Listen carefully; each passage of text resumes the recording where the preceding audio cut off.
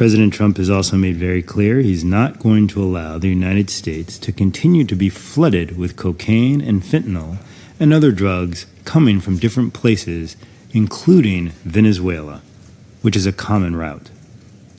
We are going to put an end to the drug cartels that are flooding American streets with their product and killing Americans.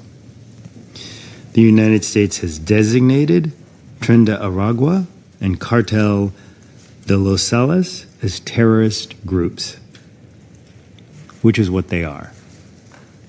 When you flood American streets with drugs, you are terrorizing America, and that is going to end. Mr. President, let me be clear. The cartels carrying out this assault against our citizens are armed, well-organized, and violent. They have financial means, technical sophistication, and extensive paramilitary capabilities. They are bringing death and destruction to Americans. Therefore, President Trump determined these cartels are non-state armed groups, designated them as terrorist organizations, and determined their actions constitute an armed attack against the United States. Friendly foreign nations have made significant efforts to combat these terrorist organizations and have suffered significant loss of life as a result. The United States has reached a critical point where we must use force in self-defense and defense of others. Based on the cumulative effect of these hostile acts against the citizens and interests of the United States and friendly foreign nations, President Trump has determined the United States is in a non-international armed conflict and has directed the Department of War to conduct operations against them pursuant to the law of armed conflict and consistent with Article 51 of the UN Charter. Although these strikes have been limited in scope, U.S. forces remain postured to carry out military operations as necessary to prevent further deaths or injury to American citizens by eliminating the threat. Mr. President, let me stress, the United States does not recognize Nicolas Maduro or his cronies as the government of Venezuela. Nicolas Maduro is a fugitive from American justice and the head of the vicious narco-terrorist cartel de Los Salos.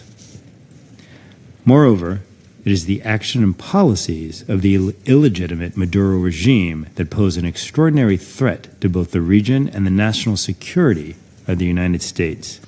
The Security Council met today at the request of Venezuela, a sovereign state that has been subjected to unprecedented pressure and the threat of military intervention for several months. The situation is becoming increasingly tense with each passing day. Just kilometers from the country's coast, large-scale U.S. military activity is unfolding, directly threatening regional and international peace and security. Our American colleagues will likely dispute this today, claiming they pose no threat to anyone and that it's all about combating drug trafficking. At least, that's the narrative being actively promoted in Washington.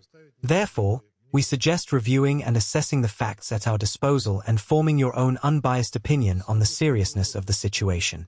Since August of this year, Washington has begun concentrating large military forces in the southern Caribbean. 3 destroyers with anti-submarine patrol aircraft, battleships, and a nuclear submarine have been deployed to the coast of Venezuela. The total military contingent numbers over 4,000 personnel. Is this preparation for an invasion or merely a routine redeployment and military exercises? The latter would be plausible, were it not for the fact that we are dealing with an independent state, where regime change has been repeatedly and openly stated by U.S. officials as one of their policy goals. Therefore, Venezuela has every reason to believe that its northern neighbor is ready to move from threats to action, deploying its navy. Now, about the presence or absence of the drug threat.